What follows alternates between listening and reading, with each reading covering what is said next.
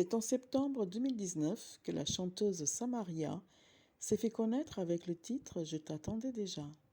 Elle a continué l'année dernière avec une belle interprétation de la chanson Aux marches du palais. Le 3 juin signe la sortie d'un nouveau titre, La chien blanc de la forêt. Une petite balade dans sa vie quotidienne s'impose.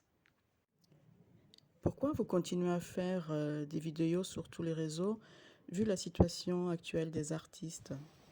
Bonsoir. Pourquoi je continue de faire des vidéos sur tous les réseaux sociaux?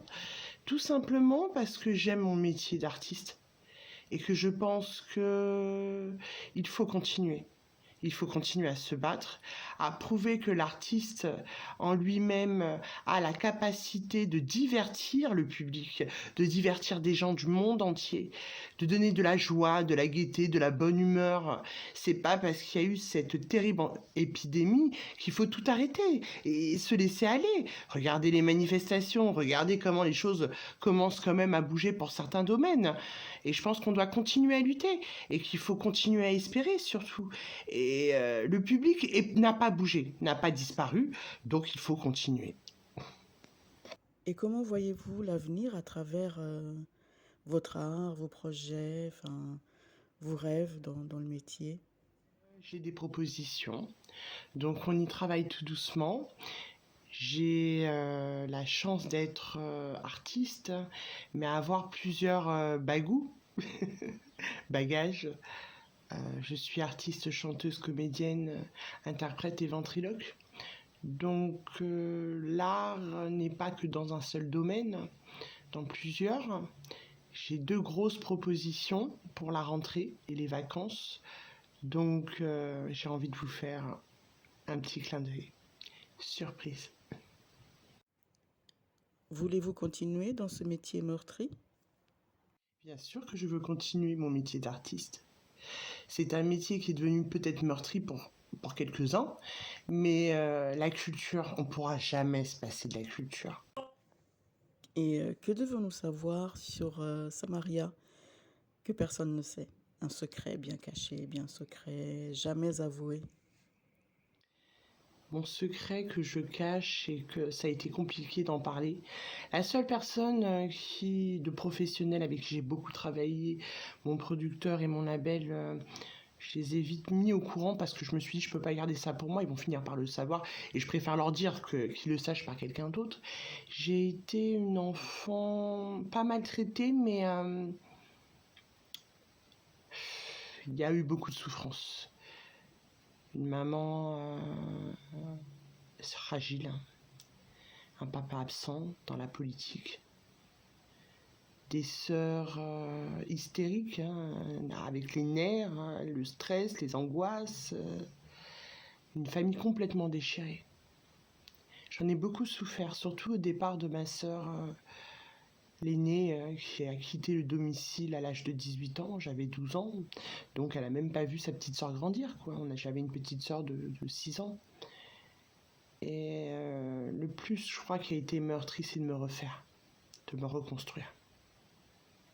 Vous savez, quand on vous veut du mal et que vous ne méritez pas, ça vous tombe dessus et vous savez même pas d'où ça vient. Et que ce mal, vous êtes obligé de l'encaisser pour pouvoir vous projeter et faire quelque chose de bien finalement.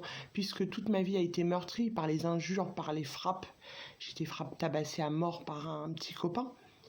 Mais quand je vous dis tabassée à mort, c'est que j'avais le nez cassé, j'étais défigurée, j'ai porté plainte, j'ai gagné le procès. Ça avait été tellement loin cette histoire que il y a eu beaucoup de méchanceté pour Samaria et de jalousie. Et du coup, quand vous avez des blessures comme ça, l'absence d'un père, c'est terrible.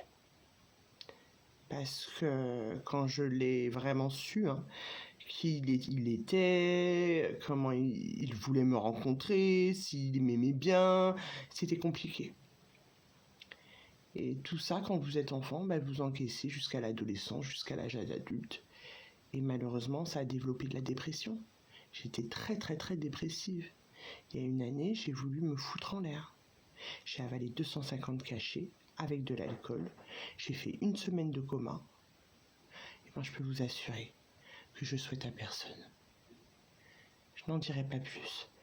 C'est déjà difficile, compliqué de le dire, mais je m'accroche. Aujourd'hui, je suis arrivée à un niveau de vie où tout me plaît, tout est positif.